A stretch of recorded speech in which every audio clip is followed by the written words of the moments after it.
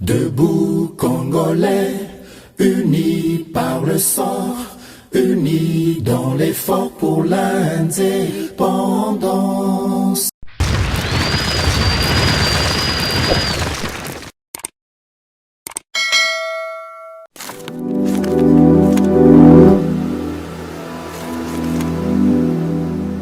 Boza, le bienvenu dans GCAM Télévision, fidèles abonnés, chers téléspectateurs, bon début de semaine de partout où vous nous suivez, à travers le monde entier, Bopona Fréquence Amalam Oezali, GCAM Télévision, pour Tome Melabino, Basango Yamae Nyonso et les Kakanakati, la République démocratique du Congo. Donc c'est notre devoir de vous servir à travers l'information, bien sûr, tout ça la Congo.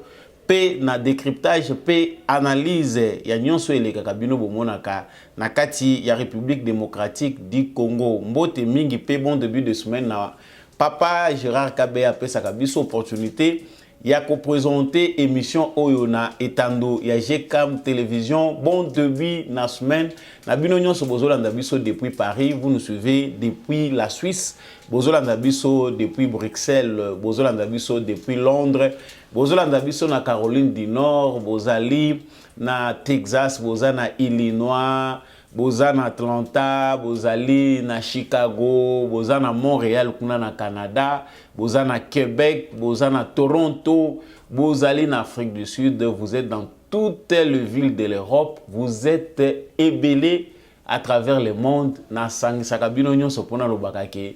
Na sali voyage à travers le monde pour couper Sakabino. Bienvenue, bienvenue.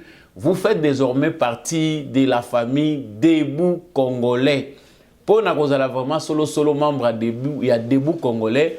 Émission est télémelaka, et télémusakape, et tombolaka bendele ekolo Congo. Abonnez-vous à cette chaîne, partagez nos émissions. Voilà la seule façon pour vous, il y a la membre, il y a Debout Congolais. Et puis la plus importante façon, c'est de porter le Congo dans son cœur.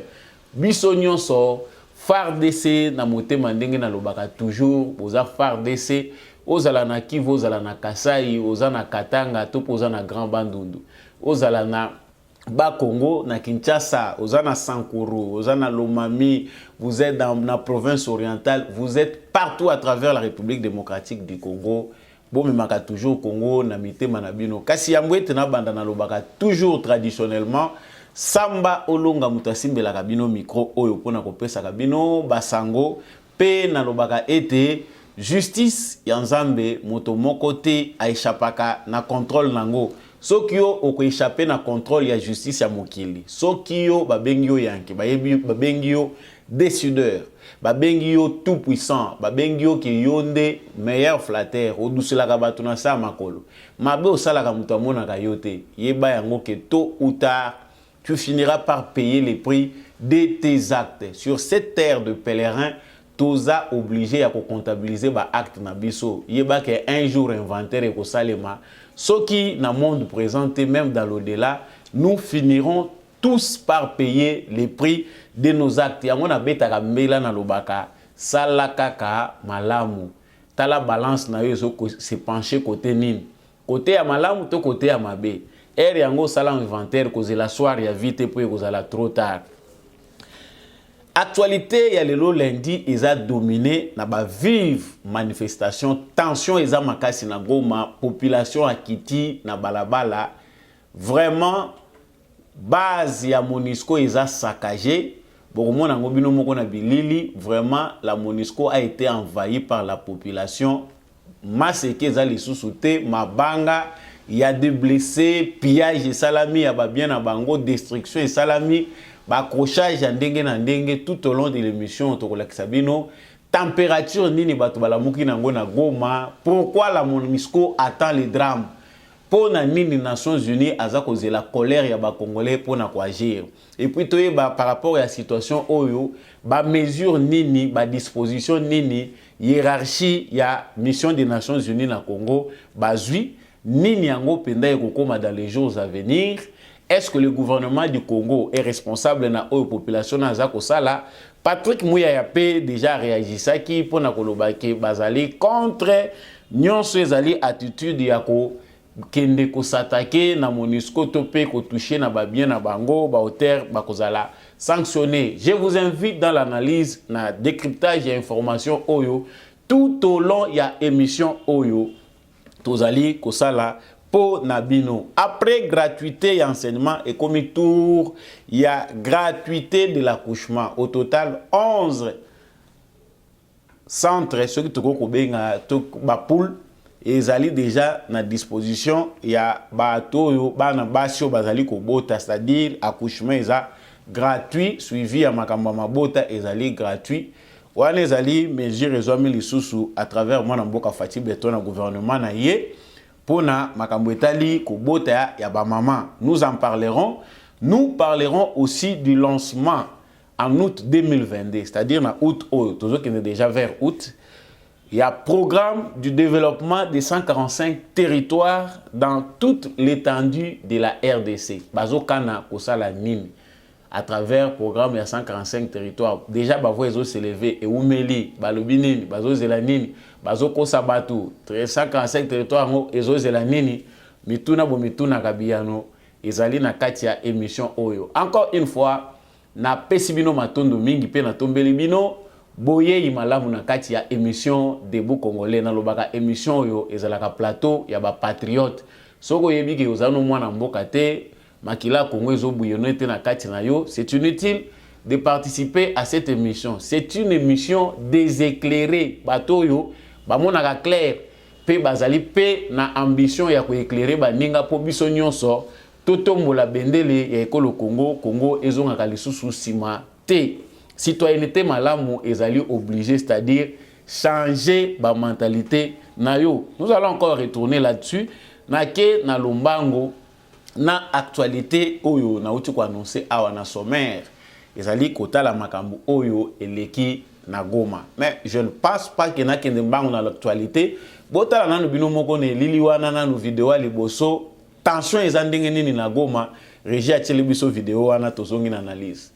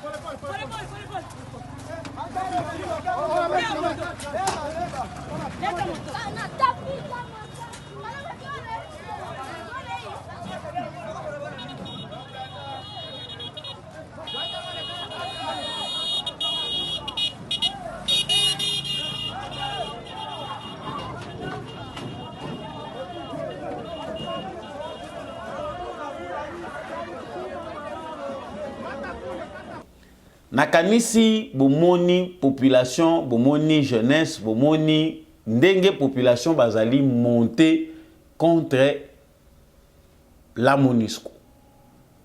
Population basi babaye. Pour na bato bayebite bozwaka tante ya ko comptabiliser ko yeba mabeza pe malamu eza wapi poto rappeler bino Nations Unies asali sikoyo bazoko kisa 22 ans na kati ya République démocratique du Congo. C'est la mission la plus lourde de la planète, la mission, les contingents les plus lourds de toute la planète Terre. Il y a Nations Unies et Zalakande na RDC.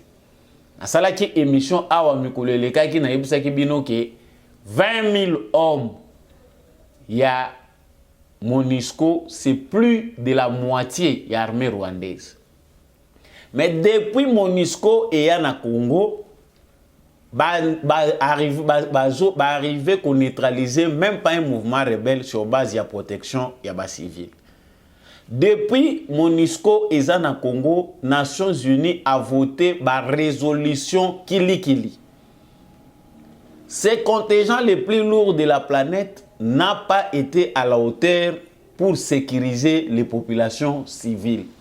Tokomageti na moment moko ba pesa ki biso espoir que ceux qui Nations Unies azali sika wana ke ba attaquer ba population civile bazwa ki résolution na luki vraiment na ba archive na ngai ba résolution wana na kanisi na koya nango résolution moko na Nations Unies zoma ke en cas où ba attaquer ba population civile MONUSCO il faut à défendre population civile, c'est-à-dire à kobunda na rébellion wana soit na basaya wana oyo bako s'attaquer na ba population civile. Mais tant que tu as la résultat sur terrain, qu'est-ce qui se passe sur terrain sur base aux Nations Unies comme ba résolution, comme ba décision?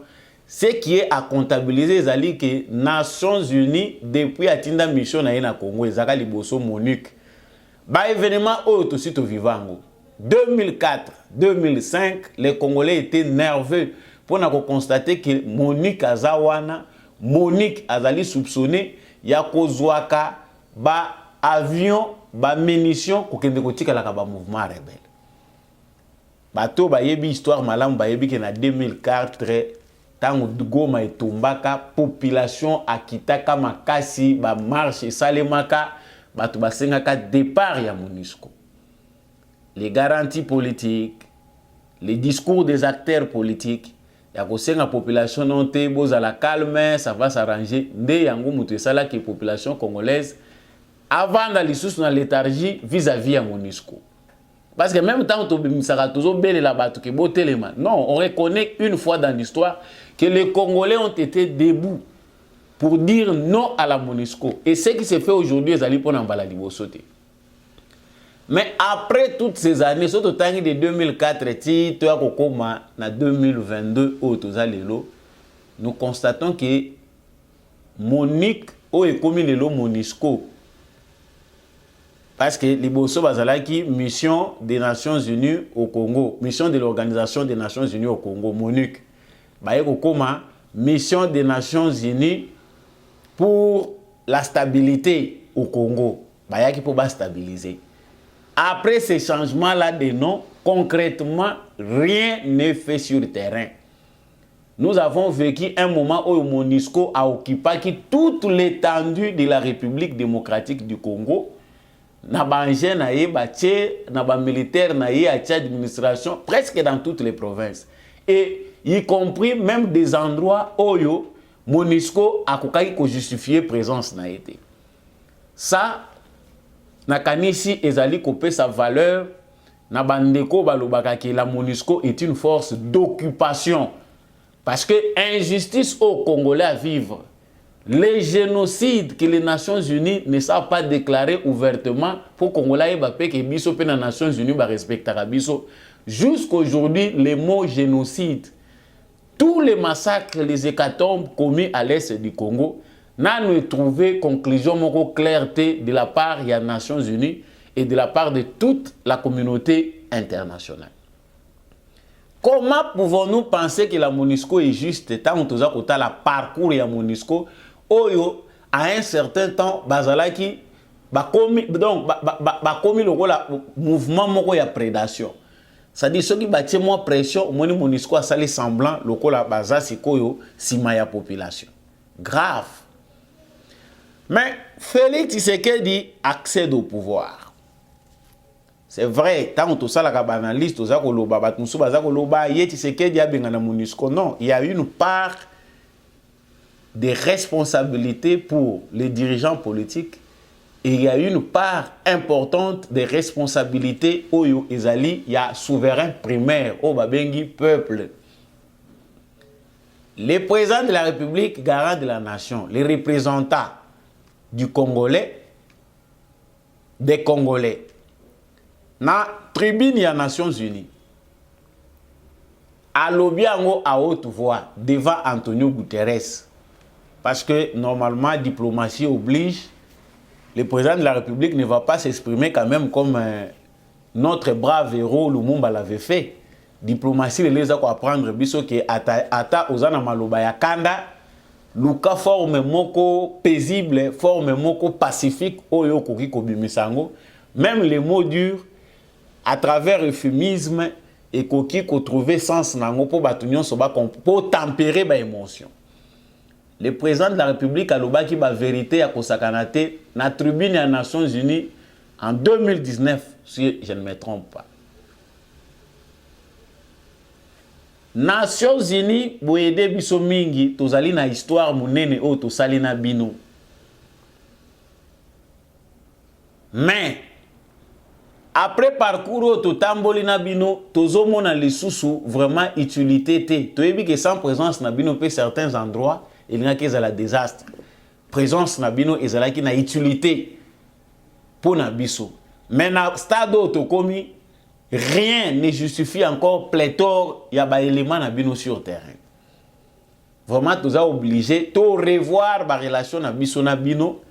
Tu yeba ndenge nini to banda ko sala retrait wana progressif ya ba élément na bino. C'était déjà planifié comme ça. Mais le système à Nations Unies est un système où il y a complot. Ceux qui bakangi bino déjà catch bache bino na sali peka na bango. Ils doivent toujours inventer des mécanismes pour vous garder sous leur joug. C'est-à-dire, biso ndenge tozaboué na Congo, ko se détacher na Nations Unies pour tout affirmer souveraineté na biso, tout se prendre en charge. C'est une guerre. Bataille que tout est mes alliés, guerre. Système à Nations Unies est un système moko injuste. Un système qui bénéficie aux puissants. Un système qui est bien protégé par de malfaiteurs. Oyo va finir par mettre na kati donc bazui ba tient na placard tous les objectifs clairs ya Nations Unies. Mission oyo ya Nations Unies ezali ya paix na sécurité na monde et tikala nango komoni ça me pas été bato ba mettre la Nations Unies maboko à cause ya ba malfaiteurs, des individus qui ont pris en otage cette institution là internationale pour na ba intérêt na bango et comment nango jeu ya ba puissant. Si on Félix Tshisekedi a ebisi bango tant que Félix Tshisekedi azozonga pour MONUSCO justifier présence na ye il faut baguerre. MONUSCO a fait des routes na ye à lobby. Oui, nous sommes dans la logique du président Tshisekedi pour un retrait progressif, toujours banda retrait, mais tout ce que jusqu'en 2024, toujours la procédure, toujours la évolution à makamou sur terrain, toujours la sécurité, en cas où tout le monde qu'il y a nette amélioration, wanande tukuki mena ko accélérer na processus ya kokende ya MONUSCO. Voilà un peu le langage. Kakatangu bango balobi yango, on vit ce qu'on vit à l'est du Congo, ils allaient déclenchement de nouvelles hostilités. MONUSCO, au lieu maintenant de jouer rôle, ils allaient à sécuriser la population civile. Tout le monde, moi, si on a cette femme-là qui n'est autre qu'une fonctionnaire, la politique s'est faite ailleurs. Il n'y a pas vendu à Zosa la paix, comme tous les représentants des Nations Unies, au Bazalaka, Bayaka, na mission. Donc, il est obligé de faire ces manœuvres politiques pour yeba kofuta ye. Mbongo a système des Nations Unies yango ya zolia. Na mutu na ye na bongo na ye pas otambulaga na kati ya système wana. Non, nous avons enregistré autant de morts. Il y a eu plus de morts qu'avant. Tu constates que dans l'espace à 4 mois, MONUSCO a commis autant de bateaux. MONUSCO a commis kokota ou le MONUSCO a protégé la population civile bisika zomona na ke ba massacre zo sale matro.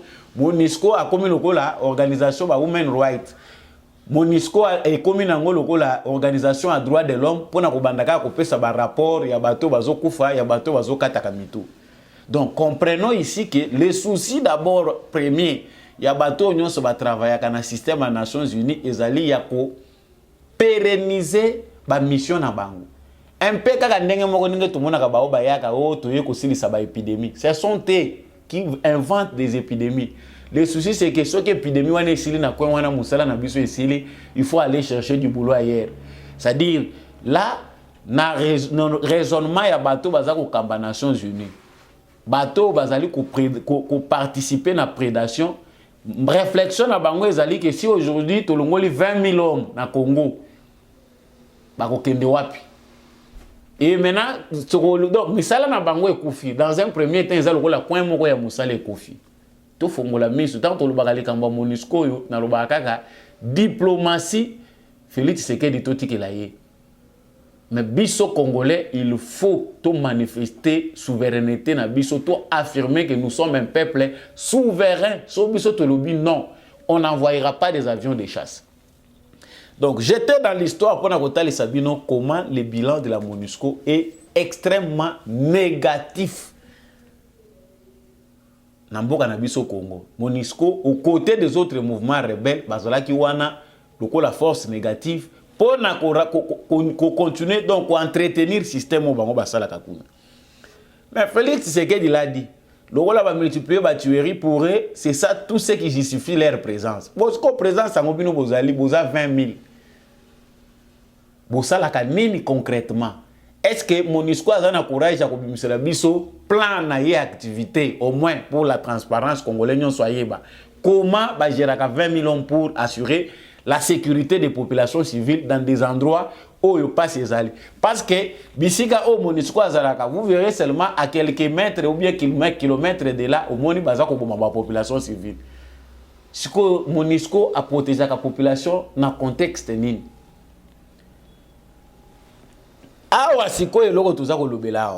Qu'est-ce qui a aujourd'hui déclenché la colère? Il y a population ndenge bomoni na babilili wana ebele na kanti bomoni ba photo ezali koleka na ba réseaux sociaux. Comment ça se passe? Qu'est-ce qui est à la base? Il y a que bato ba tomboka lisusu makasi boys parce qu'il y avait moi ta mort ekotaki moi kimi ekotaki. Bien que bato baza nungu toza ko tchabiso toza na confiance à Nations Unies ngote mais to vanda ki kimia. Qu'est-ce qui est à la base du déclenchement de ça? Ezali premièrement reconduction du régime de notification sur les armes par le Conseil de sécurité de l'ONU. Conseil de sécurité des Nations Unies accueilli devant le monde entier. Un peuple agressé sans matériel adéquat. Bazan a besoin que son armement de manière secrète parce que ça c'est de la souveraineté. Sécurité nationale yamboka et qu'on a exposé à n'importe qui. Quand on n'a pas confiance aux Nations Unies, nous n'avons pas à les informer. Cette question non, le Congo n'est pas sous embargo. Non, l'embargo est là sous une autre forme. Parce qu'eux nous disent que le Congo n'est pas sous embargo. L'embargo, c'est pour les groupes rebelles. Au mouvement rebelle, et il y a des complicités entre l'armée congolaise et certains groupes rebelles. Chaque fois que le Congo achète les armes, il se retrouve à Maboko, il y a un mouvement rebelle. Et c'est ce qui justifie que Biso Tolinato contrôle. Ce que ceux qui vont contrôler, notifier Bino. Né na logique au Bino Bozo Kansa, né armement, ouais, comme matin na Maboko, il y a rebelles. Et ces rebelles, là, Bino Boyebi, bateau approvisionné à Bangote. Ça veut dire que les armes, quand les rebelles ne peuvent pas faire des scènes d'infiltration. Mais qui ont infiltré, continuent un régime d'infiltration, l'armée la plus infiltrée du monde. C'est la communauté internationale, c'est les Nations Unies. Les représentants des Nations Unies dans le Congo, haut et fort dans la tribune des Nations Unies. Que notre armée est infiltrée, c'est la communauté internationale qui a imposé Biso Yango. Chaque fois que tu négocies avec les rebelles étrangers, tu as une armée na biso. Ça, c'est l'injustice de la communauté internationale. Donc, dans le moment où les Congolais ont décidé que plus question d'infiltration, plus question de prendre des étrangers, les insérer dans notre armée sous prétexte que ce sont des groupes rebelles qui sont en train de revendiquer leurs droits au Congo. C'est le moment où la malversation est au Salima. Je prends un mot important au président de la République. Lors de son discours, il y a indépendance, discours à la nation, à l'occasion de l'anniversaire de l'indépendance, il y a Mboka. Momoko est tapaki fort na mutu na ngai ezalaki vigilance. Après tout ce que le président de la République a lobaki, vous devez aussi être vigilant. À cela qui appelle les Congolais tous à la vigilance.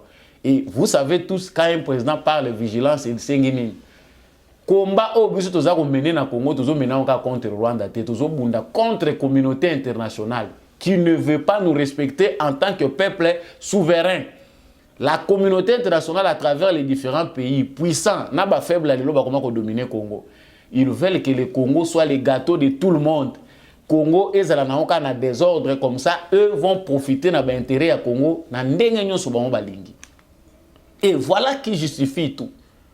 Si on a multiplié les makambo, Tosimba Kotoyo, Bazongi Sabiso Kotoyo, nous Congolais devons être debout. Reconduction à régime ou à notification sur les armes. Moi, je suis parmi ceux qui ont pensé que Toti Kakokota na ba français Milaï Pamba. Aucun pays dans le monde est sous régime un modèle wana andi mangwa le acceptable. Biso va convaincre biso na modèle wana te non voilà parce que nous voyons qu'il faut notifier. Comment notifier? Les espions de Kagame bato bazo lié na système naé bazali na kati des Nations Unies bazakuna. Tout ce que tous les mouvements matériel militaire au biso tozo somba Rwanda a informé sur forme et armement au biso tozo somba. Tout le monde entier connaît le Congo n'a pas de secret. Non, soyons quand même sérieux. Allez, biso tolo banon toza sous embargo embargo eza pour na ba mouvement rebelle. Non, ceux qui croient à cette bêtise humaine ou eza ko nécessité à kolinga ko amadoué ba congolais dire que non nous ne pouvons pas empêcher. Non, ça s'est dit na tribune na conseil de sécurité. Na réunion ba membre permanent, ba lobi comment vous pouvez empêcher à un pays où ils ont agressé base de défense na bango. La Chine a défendu ba pays mususu ba lobi yango la Russie. Allez, bino a pour botter l'embargo, il y a certains qui disent non, ils ont un embargo, logique à français, milaïté. Quand c'est un complot, dénoncé, c'est un complot. Laissez-nous les théories. Au Congo, il y a trop de théories. Bah, calculer belé, t'as les belé à dissertation. Et là, on a clair que ce qu'on fait, c'est une injustice. Deuxième point suscité, parce que nos acteurs politiques ne savent pas comment animer le peuple congolais.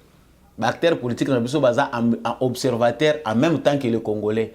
Tant que les leaders, tant que les élites, comme au Mali, tout le monde s'accorde avec le peuple. Allez, bloquer le mouvement.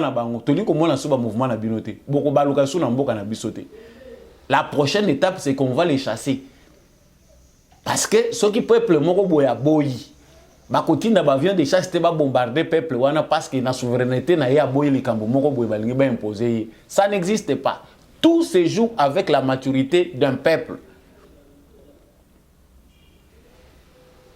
Les restes, il faut qu'on ait des dirigeants acceptables. Aujourd'hui, Félix Tshisekedi a saliago. Bati luko balobi comment en 20 ans bato bazo sécuriser bisoté. Mission penda to bayango. Tozo mona tina na ngote bazo ko luka eloko bazo lukawa tozo yeba ngote. Et c'est vrai, cela a aussi entraîné colère aux manifestants. Les manifestants sont vraiment en colère. Je vous ajoute encore une autre vidéo. Je reviens encore.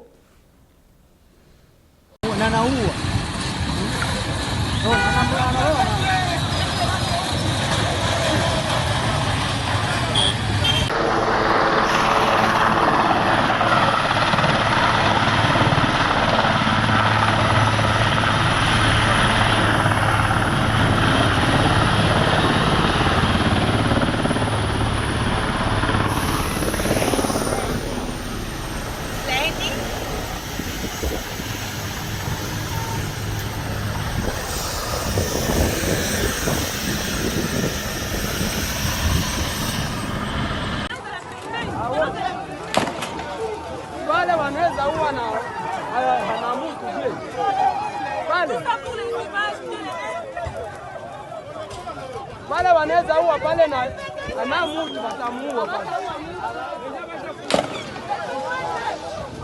Wanaingia sasa mwenyewe.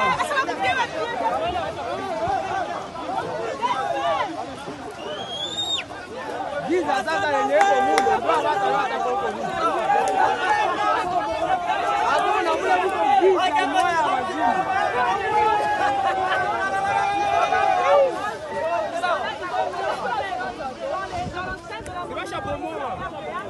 manifester leur mécontentement de la violence de la MONUSCO qui en réalité n'amène rien. Au niveau de la sécurité, les M23 se sont accaparés de Bunagana. Voilà, nakanisi bozomona. Loin, il y a bateau bakolobake, non, pillage, tout ça, non. Les biens qu'ils sont en train de piller, des milliards et des milliards. Oh, il y a Moïbe Ezokende, oh, il y a système des Nations Unies Ezobima. Ça coûte à même pas 1%. Quel matériel? Matériel nini? Quel matériel? Oh, ezakuna oh biso to ko comptabiliser ba biloko ba carton ba cha wana na ba mabaya ezakuna matériel nini ezana kati ya ba biro MONUSCO. Ils savent que abayaka na bango ko pambongo, ils ne peuvent pas construire des choses il y a valeur na kati kuna. Mais certainement la population il faut pas to ko ya na ba dérive, il faut manifester puissamment. Yé moko Nations Unies soki ya solo balingi ke Congo azali membre ya Nations Unies azape na droit lokola ba état nyonso. Je pense que suite à notre mobilisation bakozwa ba décision moko énergique. La première décision c'est d'abord kolongolana no régime wana ya notification bazobenga. Moi j'appelle ça embargo. Nazobenga ngo ba notification te ono pona kosoma ba arme, il faut tindela bango nanu mukanda boyebisi bango ndenge bozo sala.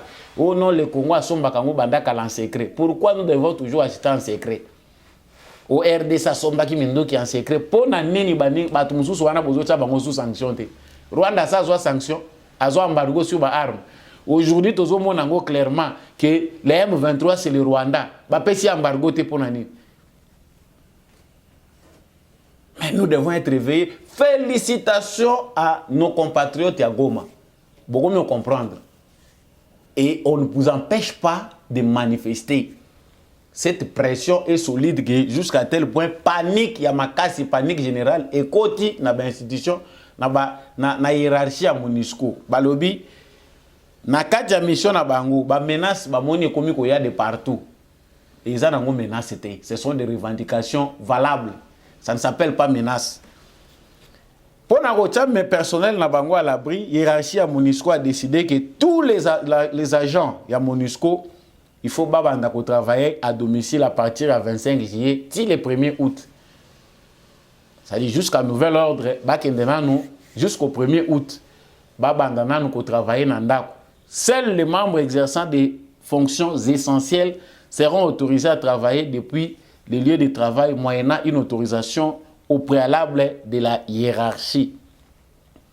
Ça dit bateau basala ba métiers essentiels ba pangusela ka bango ba biloko mama kamba mike mais ba activité nyonso eza lié na administration na bango tout banda ko sala ngona banda kuna bango basala ngona banda kuna bango. Si les Nations Unies voulaient aider, veut aider le Congo, bazana ba moyen ya makasi ya ko sala.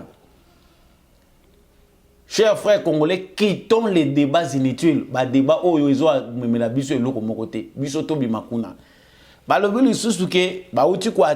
ils ont suspendu le vol de la MONUSCO programmé pour la journée du lundi 25 juillet 2022. Le vol na bango annulé yango. Ah, pression. Donc, c'est-à-dire c'est une panique générale du côté de la MONUSCO. Pour Nabato, bazo comprendre déjà que ce ne sera pas facile pour eux dans les prochains jours. Que cette mobilisation-là ne s'arrête pas. Système, il y a Nations Unies déjà te comprendre que c'est injuste. Et Salami Nangote pour nos pays au Bissotozali, ils nous prennent nous pour des sous-hommes. Il y a beaucoup plus d'importance dans les citoyens ukrainiens que dans les Congolais. Des millions et des millions sont morts. Jusqu'aujourd'hui, aucun procès international, jusqu'aujourd'hui, aucune conclusion internationale ne peut classer clairement tout ce qui se passe à l'est du Congo. Par rapport mapping, tous les rapports, parce qu'il n'y a pas que les rapports mapping. Les documents où ils allaient illustrer le massacre de la population civile, il y a forme, et tout dit plein dans les Nations Unies. Mais à cause de la prédation, de la mauvaise foi, du capitalisme, batouana bazomona biso na intérêt 50 morts, 100 morts, 20 personnes égorgées dans le Congo, ça ne fait pas l'actualité pour Nabango. Mais une personne tuée par balle dans l'Ukraine, dans la guerre, c'est l'actualité du monde entier. Non, c'est inacceptable. Défendez-vous pour vos droits. Ça, c'est un droit. Patrick Mouya Yalobi, le gouvernement condamne cette attitude. Le gouvernement est d'accord avec bateau Nyon Sobazali pour menacer mission des Nations Unies, bateau Bazali côté mais les Nations Unies, bateau Bazali pour poser des actes barbares. Vraiment, baza contre Bango. Et ils vont identifier les auteurs, baza la sanctionner. Ah oui, un discours très bien professionnel. On a part ya gouvernant. Patrick Mouya ne peut que dire ça au nom du gouvernement parce que le gouvernement ne va pas prendre la place de la population. Le gouvernement a la récupération pour recadrer les choses. Mais la liberté, elle s'arrache. Ce n'est pas un groupe d'individus qui ont gouvernant. La part où les citoyens ont représenté la souveraineté en Bokanabiso. Ça, c'est faux. Donc Patrick Mouyaya, il a toutes les raisons de le dire. Notre gouvernement ne va pas aller en guerre contre les Nations Unies. Le président de la République non plus ne va pas faire une diplomatie contre les Nations Unies pour abandoner le Milakabango. Mais nous, Congolais, nous avons les droits légitimes. Yakobi Manabalabala Koloba non dans le système des Nations Unies où ils ont considéré Bisso Bamoussou sur le col sous-homme, soit le col Banyama. Ça dit que yo kufi ezolo bela bango eloko moko te ba to baza kuna o baza ko participer na cercle na bango nde mutu baza bato. Ça c'est inacceptable. Félicitations à la population de Goma. Félicitations partout où vous manifestez ba maman basala qui on voit maintenant des jeunes amplifier davantage. Ce qui Nations Unies aligné à aider Congo, ça se verra de manière concrète. Ils vont changer réellement les statuts et la mission à Bangoana pour qu'il y ait la historique. Tout le monde en quoi ils ont contribué. Parce que pendant plus de 20 ans, on n'a rien vu. Qu'est-ce qui reste maintenant à cette mission-là à accomplir dans le Congo? Ils ont planifié Nini. Qu'est-ce qu'ils veulent encore faire encore? Il y a Sikao, tout le monde n'est pas dans Bango. Nous devons être prudents parce que certaines choses ne se revendiquent pas à travers les présidents. Et ça, la population a revendiqué. Coup de chapeau vraiment à nos compatriotes qui ont manifesté. Mais manifester ne veut pas dire destruction méchante. Manifester ne veut pas dire tout ça. Kuna to moni pe mutu babomi kuna soki a 8 balles. Attention, nos populations. Na policiers na biso. Ça, c'est inacceptable. Les Congolais sont en attente. Ceux qui pour manifester pour un droit net pour insister la communauté internationale, ça, c'est inacceptable. Après la gratuité de l'enseignement, c'est la gratuité de l'accouchement. Dans ce cas, il y a une nouvelle mais au Congo, tout le monde a un désordre. Parce que le Congo est jeune, tout ça a force, il y a production. Ceux qui les a mieux canalisés, vraiment, beaucoup de main d'œuvre, c'est beaucoup d'emplois. C'est une très grande force de production, cette jeunesse-là congolaise. Bon, tout ça, il y a un sujet. Vraiment, le gouvernement a décidé la gratuité de l'accouchement, gratuité de l'enseignement. Ah, gratuité de l'accouchement.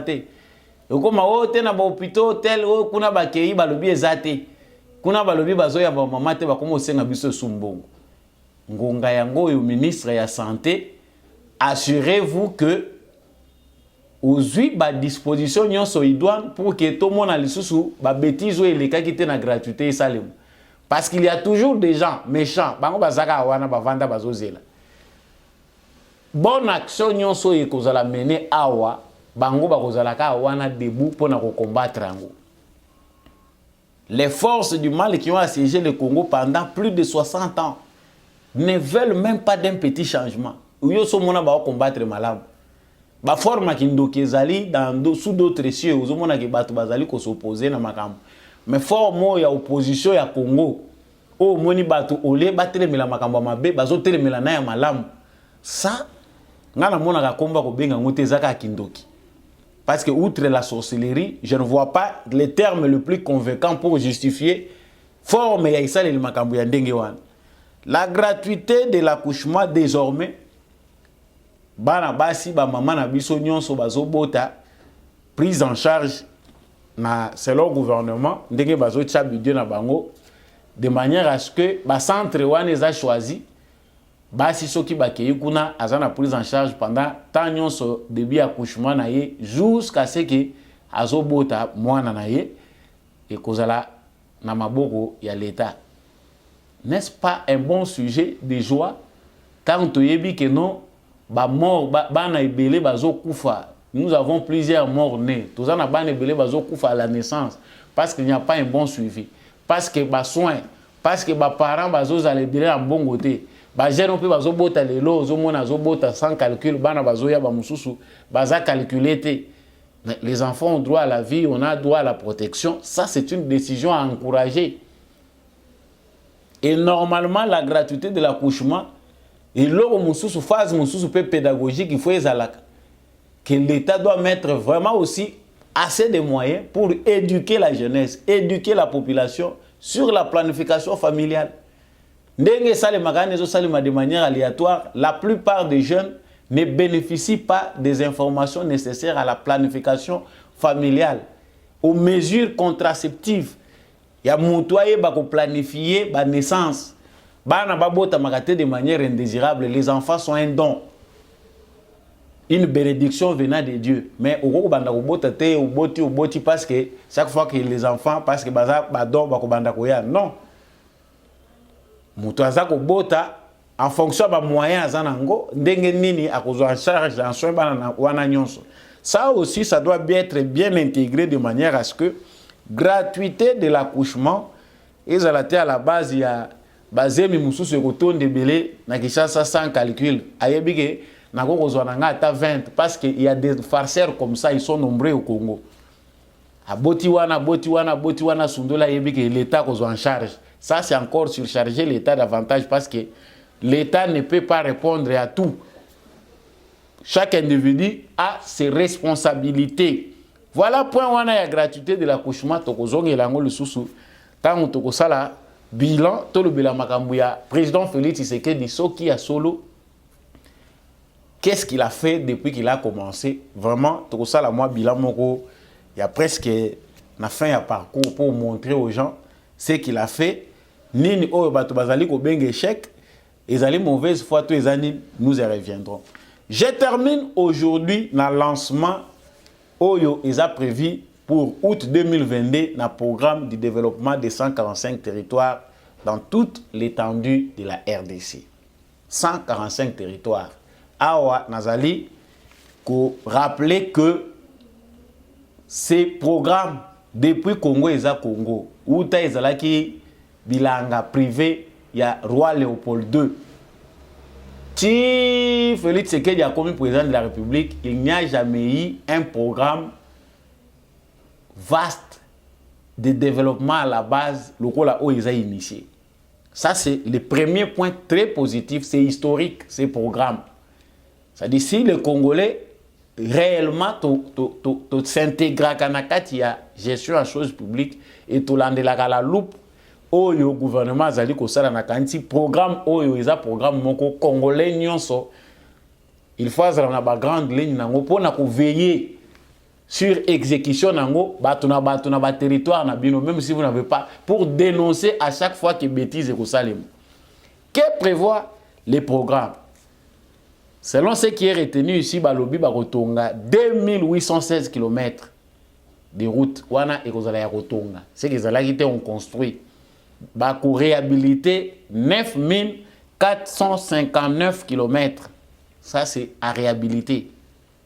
220 écoles, 223 centres de santé, 245 bâtiments administratifs, 77 marchés communautaires, 1004 forages, 138 micro-centrales. Centrales hein, pour l'électricité. Voilà, de manière synthèse, l'Union so oyo est prévu. Sans compter Bamakamusu Soumine Neza Kolandana Simawana d'appui na développement. Mais au moins cette synthèse ici, c'est d'abord image au programme à 145 territoires. Mais balobi pe bandoki balala kate. Au Congo, ils ont une structure oyo et melakaka mbong. Ça dit si l'argent passe par là, ils ont pour boyer ba ko tracer en côté ce qui kendaki ndenge nini. Yango yo IGF lukaka déjà rôle malamu ndenge nini kolanda de près. Na yebi que c'est salami mais donc bon bakisa les sous vigilance. Parce qu'il y a des gens prêts, bazo de la bombe à 145 territoires. Nous qui marchons, nous sommes dans des couloirs partout, nous sommes en contact avec certaines autorités, nous savons ce qui se parle. Mbongo ya 145 territoires, bamusu ba osa ilango da calcul. Bamusu ba yebi déjà que ta mbongo ane ko kweya naza da na moyen na kosomba lupango nanga. IGF fongola misu. Président tozo de la misu ka ba réforme ya justice. O IGF ako sala na ye. Akoti lobi abimini na mbongo akangi mutema po miyibi bazali, miyibi o bakanga kapenda mutema. Ana mbongo na kangi ngo kacha lobi atabo koti nga prison, je vais sortir avec mon argent. Bah défiant na bango de la justice. Mais ici, les défis, surtout défis majeurs au Ghana moniao, ils ont d'abord bosoto, ils ont un mitu à ba Congolais belé.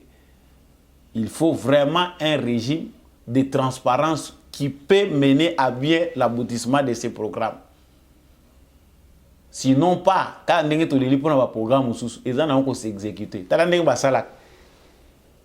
Zelaka moko wana, basi ba solo des entreprises.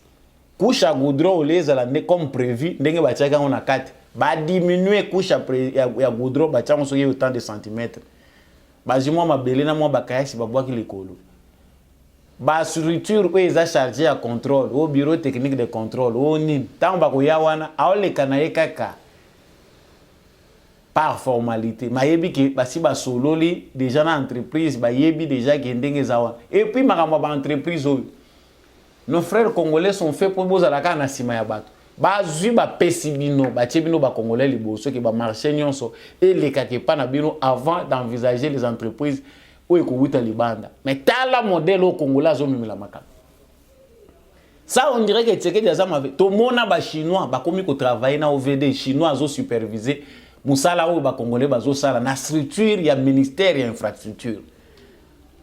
Lelo tout le monde a commencé avec Félix Tshisekedi. OVD est au premier plan. Na office des routes. Mais mentalité à Congolais, ils comprendre que na longwa ba longwa na bosoto. Et c'est compréhensible moto yo abanda ko tonga banda ko sanki atoka. Musala na ne bandi sur terrain mais bango déjà bazo tonga ba immeuble. Ils sont dans cette logique là, ils sont en train de penser comme ça. Coordination à programme il y a 55 territoires. Mouyibi tellement longwena nous tena mutu à Congolais, nous visons la bonne qualité à malam. Ya musala ou ekosalema. Et ça il faut veiller parce que nous autres la infrastructure laissée par les Belges. Il y a 60 ans, il y a 80 ans, il y a 70 ans au tali béton au lobby non. Ça vraiment et ça le magina mutema moko. Mais au tali biloko différence ba chinois bazo ça.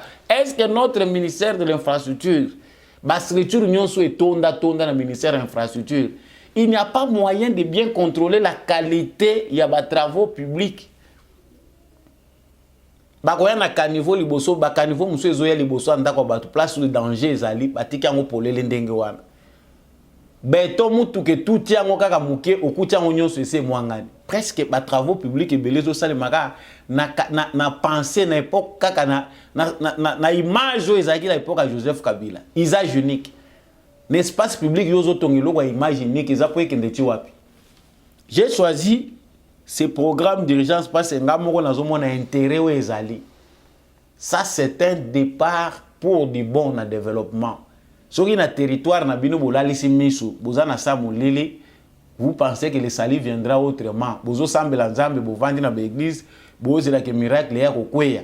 Bolali simi sur na programme oyo, miyibi ya kwena bino bazo zeleya. Mbongo ezo yela bango. Si vous ne veillerez pas etali bino, nous y reviendrons avec force concernant ba programme nyonso. Toyebi ke mabanga eze pana biso, mai pana biso, possibilité ba société sima eze beleza pe kubakisama. Beaucoup trop créer Moussous dans d'autres provinces. Qu'est-ce que nous manque pour faire des choses de qualité? Merci à vous d'avoir choisi d'écouter l'émission Oyo Debout Congolais na Mongongo, ya Samba Olonga bien sûr. nakanisi bozaki ebele lundi oyo pona kolanda émission oyo ezalaki principalement consacrée na ba événement tel que ça se déroulé à l'est, précisément na Goma, contre Monique pour le départ de la MONUSCO. Ce qui aussi pela qui na émission oyo na pena pesio merci mingi tombola bendele ezali esika nyonso yo ozali bendele ekolo Congo et continuer ko pepande na zomona bandeko na biso bazolanda biso na Canada batombola kango toujours yo pozolanda nga partir ya Katanga na moni otombola ki yango bendele ezotombwama. Soutenez cette émission de manière à ce que les drapeaux congolais continuent à flotter partout à travers le monde entier. Bo ça la paix ba lobby, il y a Europe, ba ebisinga na ebisa bino, bo ça la paix ba lobby, bino bo ba congolais européens. Bo ça la paix lobby pour na mboka na bino dans les bons. Mobilisez-vous de manière à ce que ba intérêt ya mboka na bino bo défendaka ngope bisika bozali. Tebi ke bokoma na bino déjà plus européens que congolais. Mais makile gangaka, mobilisez-vous aux États-Unis, au Canada, on sent que vous avez se mobiliser. Aimez-vous les uns les autres, soyez unis, faites des lobbies pour que notre pays redécolle et puis apprendre, la communauté internationale à réapprendre à respecter les Congolais ici quand so bazwami. Soko oza ya solo penda Congolais, bolingo ya mboke koleka liboso ya makambo nyonso, FARDC na motema ndenge na lobaka comme toujours na lisanga na bomoko pe na bolingo nde tokotonga mboka na biso ekolo Congo démocratique. Merci na ndekombi à chaque wazaki na sima caméra oyo pour ete émission oyo ekomana etando na bino ngai na pesi bino au revoir to monani na prochaine émission.